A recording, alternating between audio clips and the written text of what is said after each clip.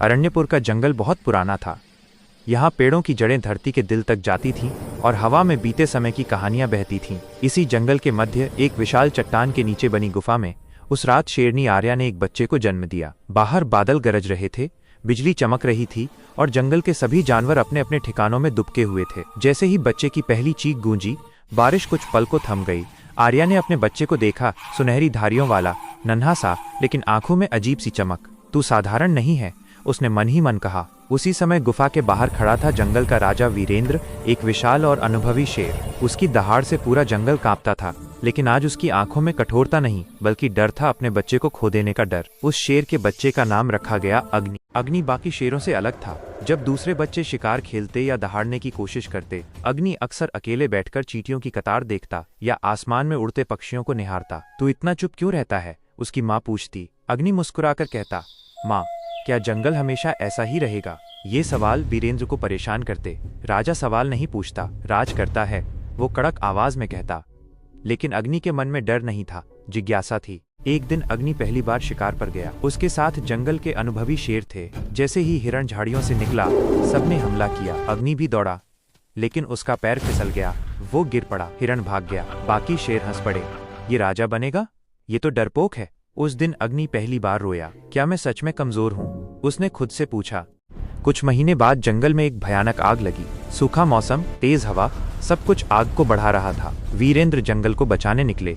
उन्होंने कई जानवरों को सुरक्षित रास्ता दिखाया, लेकिन खुद आग में फंस गए। जब अग्नि को पता चला, वो दौड़ता हुआ पहुंचा। उसे सिर्फ राख मिली और पिता की गंध।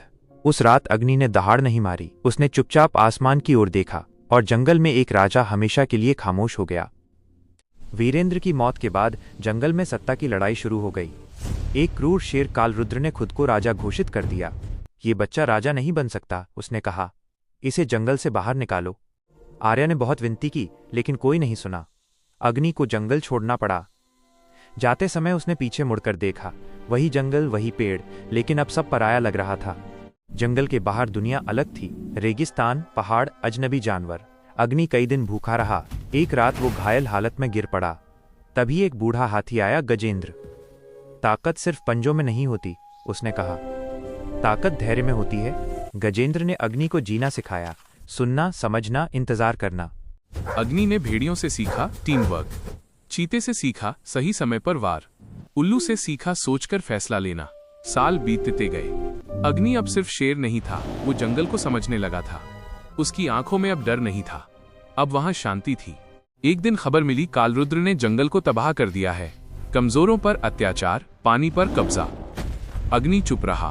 फिर उसने कहा, अब समय आ गया है। उसकी दहाड़ इस बार गुस्से की नहीं थी, वो न्याय की थी। जंगल में दो शेर आमने सामने थे, कालरुद्र और अग्नि। तू कमजोर है, कालरुद्र हंसा। अग्नि बोला, मैं अकेला नहीं हूं। चारों ओर से जानवर खड़े थे, हाथी, भेड़िए, हिरण, पक्षी। ये सिर्फ लड़ाई नहीं थी, ये जंगल की आत्मा की परीक्षा थी। अंत में कालरुद्र हार गया, उसकी ताकत खत्म हो चुकी थी। अग्नि ने खुद को राजा घोषित नहीं किया, जंगल ने उसे स्वीकार किया। उसने नियम बनाए, कोई ज्यादा शिकार नहीं करेगा, कमजोरों की रक्षा होगी, जंगल सबका है। आर्या दूर से मुस्कुरा रही थी। वीरेंद्र की आत्मा शांत थी। अग्नि ने साबित कर दिया, राजा वही नहीं जो सबसे ताकतवर हो, राजा वो होता है जो सबको साथ लेकर चले।